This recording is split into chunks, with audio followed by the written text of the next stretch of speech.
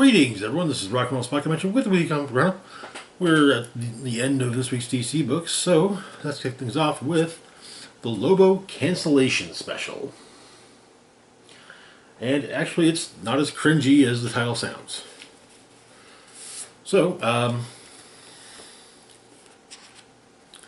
basically, Lobo has, at some point between Omega Men number 3, Lobo's first appearance, and Superman number 15 from this year, in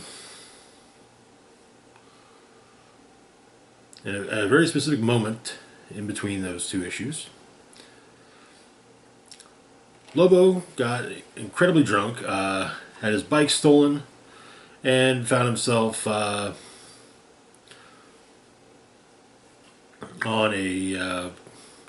a nondescript planet that was already kind of calamitous, where he proceeded to kill most of the population,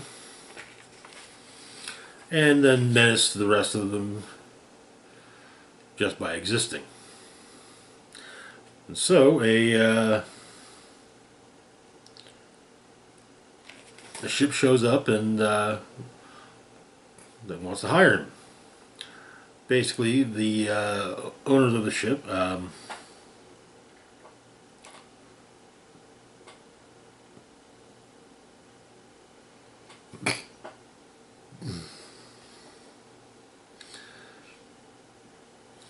want to hire Lobo.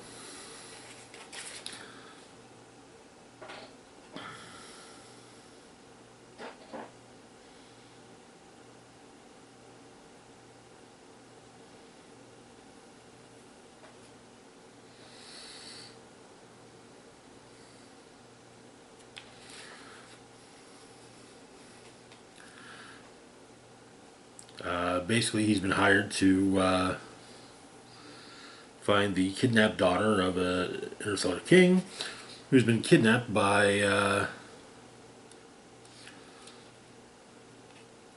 the new main Bastich in the universe.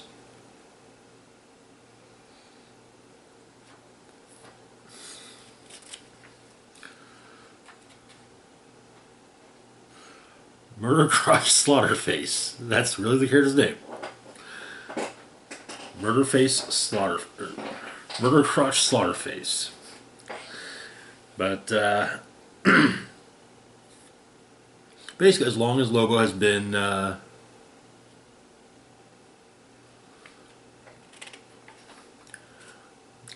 stranded on the planet, well, his reputation has diminished. We also get a cameo by a totally in a crowd shot, an alien totally not clearly based on the Rob Liefeld creation Blood Wolf, which was a clearly a Lobo and basically a Lobo ripoff. So yeah, but Lobo's trying to trying to find his bike, but some of the guys in the bar that he ends up in tell him he's irrelevant.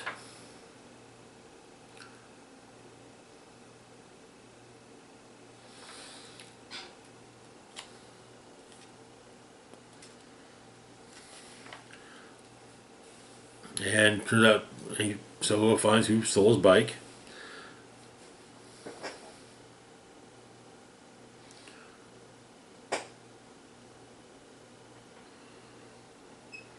By a second alien by the name of Fever Steve.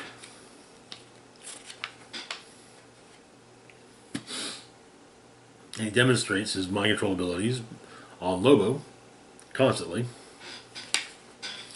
However, eventually, Lobo manages to kill Fever Steve and retrieve his bike as well as his chain and leather vest. And so he heads to Oblivion Keep, the war planet home to Murder Crush Slaughterface. It is so hard to say that name with a straight face. But,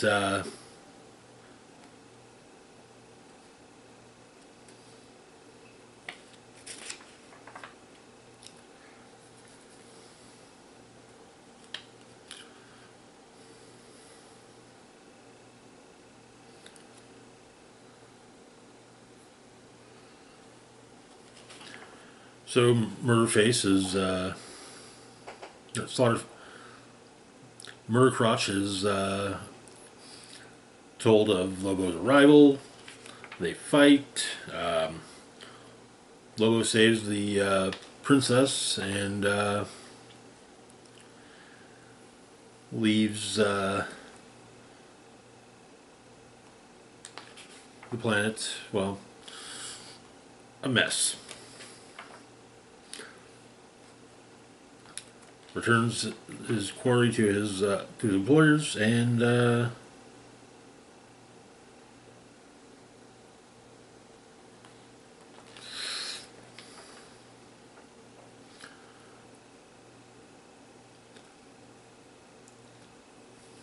well, yeah, that's the fragging end. And that's a Lobo fact. The title made me honestly think that this would be horribly cringy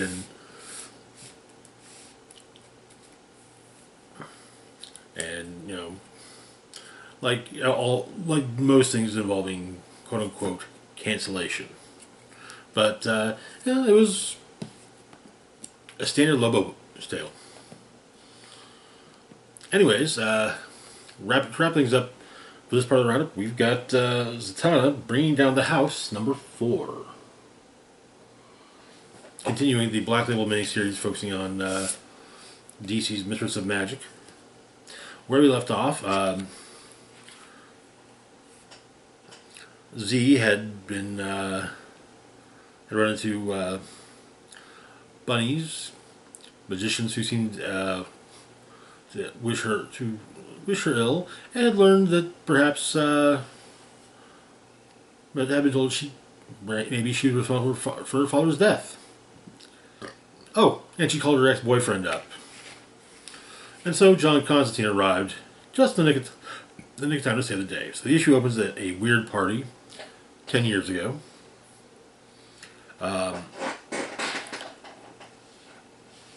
Z is doing a card trick while drinking.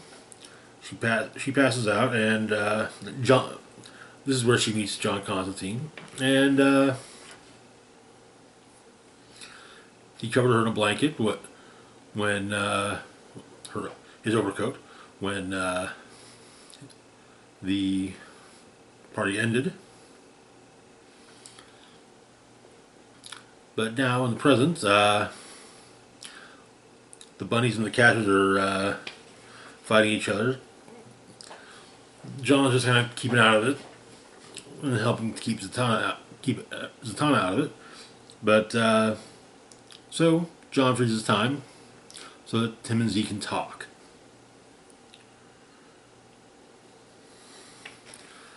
And he teleports her to Paris. Well, he teleports them to Paris.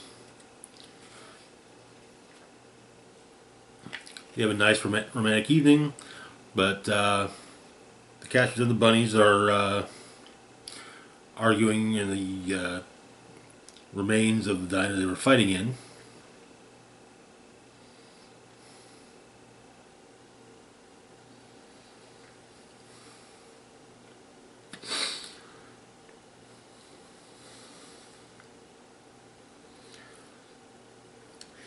And the bunnies try to make sure that, you know, the catchers know that Zatanna's not a threat.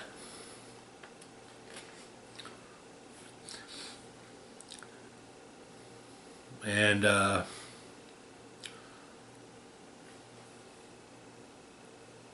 in the magic realm, things are not looking good. But apparently, a little more than 10 years ago, previously, John was hired by the casters to find Zatanna and see if any re-emerging powers, any ability whatsoever, needs to act preventatively. So apparently, Zatanna had drained her of her magical abilities, so, on the night that she died. And so that no one could, so people would have trouble tracking her. Eventually, he left her a birthday present, a top hat, an enchanted top hat. But the rumor was, the first theory was that Zatanna was actually powerful enough as a little girl to kill her father. Then another darker theory began making the rounds.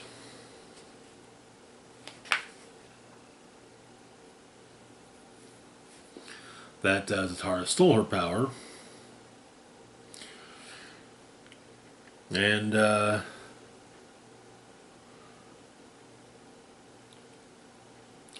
he was meddling with demons in his magic, so, and he became a demon, but he's not dead.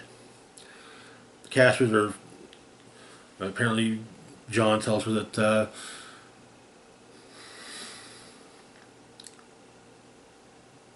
Zatanna has become a demon, and he brought her parents to keep her, hopes of keeping her safe. But he intends to destroy the casters' society and the casters themselves, and he's getting to work on that.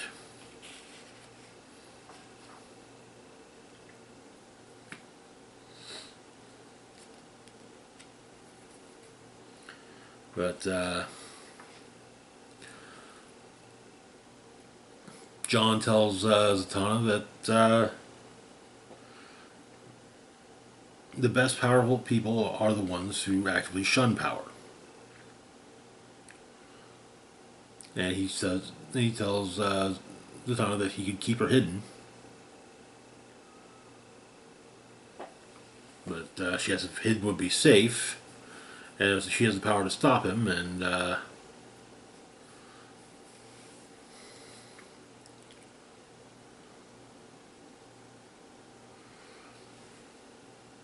she basically embraces her power and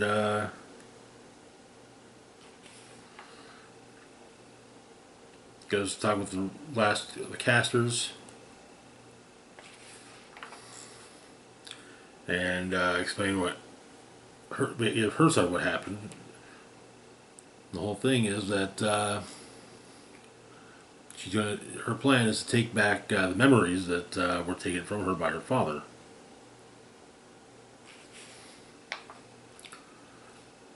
And her and one of the casters embark basically on the road into Zatanna's memories. That is where the issue ends. I've been digging this book. It took a little while to really heat up, I think. But overall, it's a good book. Fun Black Label book. Not every Black Label book has to be a serious, more serious than the most serious Batman story, but it's not all fun and games. So, anyways, that's to do it for now. As always, feel free to like, share, and subscribe. Links to my Facebook, Twitter, Blue Sky, Instagram, Mastodon, Patreon, and PayPal can be found in the description box down below. This is Rock and Roll. Special thanks to Patreon patron Red Man of the Penis. Thank you so much for your contribution. It is greatly appreciated. For your support. This is Rock and Roll's Box signing off saying, live long and rock hard.